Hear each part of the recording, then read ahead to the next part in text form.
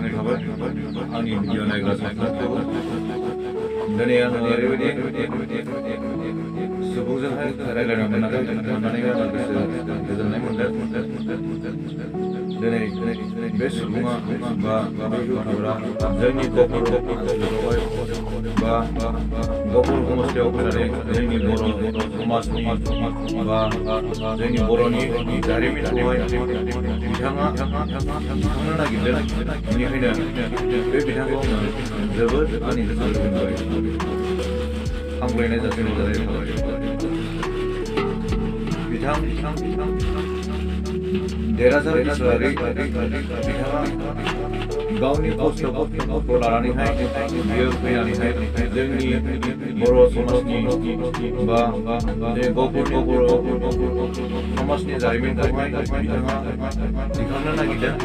बे दिखांनो नागिरनायखाय आङो जोबोद गोसोनिफ्राय बिथांनिसिम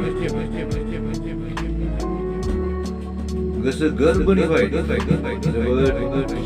हामलायनायखौ आङो जासिहरबाय थायो आरो जासिहरबाय थाबावगोन। जोंनि गफुरनि जारिमिनखौहाय बिथाङा दिखांजोबनो हानाय बायदि आरो जोंनि गफुरनि जि बायदि रोखोम जालांनाय बायदि रोखोम सैसोलांनाय गासै जारिमिनखौ बिथाङा दिखांनानैहाय जे गोजौ लेभेलसिम सहैहोनो हानाय केपासिटिखौहाय बिथाङा मोनथों आरो जोङो दिनैहाय बे देरहासार इसलारिखौहाय देरहासार इसलारिनि इउटिउब चेनेलखौहाय बयबो जोङो सापर्ट खालामनानैहाय जोंनि गफुर हालामनि जिबायदि जारिमिनखौहाय बिथाङा दिखांनो नागिरदों बयबो सापर्ट होनानैहाय बे जे गोजौसिम सहैनानै आरो गोजौनि सुबुंफोरा नायनानैहाय जोंनि गफुर हालामनि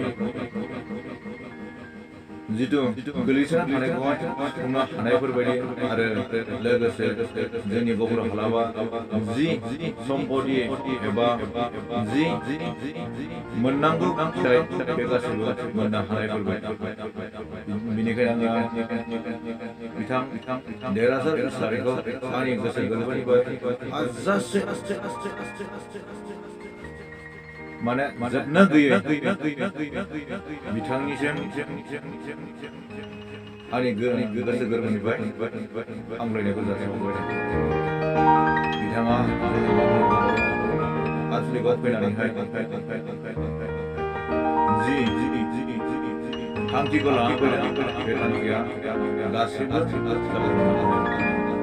बिथांजोंबो आङो लोगो मोनगोन आरो बिथांजोंबो आं रायज्लायगोन। बे रायज्लायनायफोरखौबो नोंथांमोननिसिम आङो दिन्थिगोन। जेरैखि जाया बे बिथांखौहाय आङो लोगो हमनांगोन।